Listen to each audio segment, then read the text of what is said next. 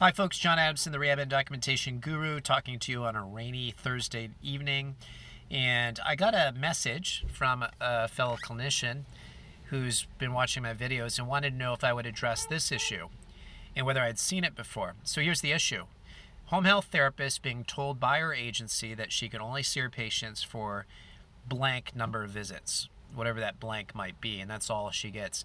And it's across the board for all therapy patients that they only get a certain number. And what she's being told is that Medicare has set this limit of visits. And the answer to that is wrong. That is not the case at all. See, here's how Medicare pays. They pay based on what's called a HERG, Home Health Resource Group. And that home health resource group is determined by multiple factors. The biggest part of that is the OASIS itself, the diagnoses the patient has, the utilization expected. Those determining factors make up your lump sum payment, basically. And with that said, like any company, if you get a certain amount of money in for a service, you deliver a service that hopefully doesn't cost you as much as the money you're taking in. Therefore, you make a profit and you keep running. That's how it should go, right?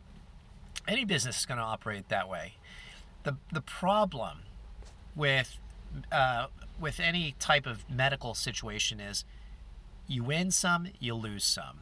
If you're truly doing what's right for the patient, meaning you're giving them the care that they need, sometimes you make money, sometimes you lose money. But in general, if you do the right thing, you will make money. And if you do it well, you should be fine. The problem is some companies treat every single case like they're going to make a boatload of money on. So when your company says you only get 4 visits for this patient, and that's all Medicare is paying for, that's a bold-faced lie. That is not how Medicare operates. And until we, as a whole nation of therapists, start standing up for the patient's rights to receive the care that they need, then that kind of abuse of power is going to continue to go on. The other point that this therapist brought up is with COVID-19, what we're seeing right now is a lot of patients don't want to go into acute rehab. They don't want to go to SNF, so they're going home, which means that they haven't really even started much therapy. And now we're being told we only get 4 visits with them. That's not going to work.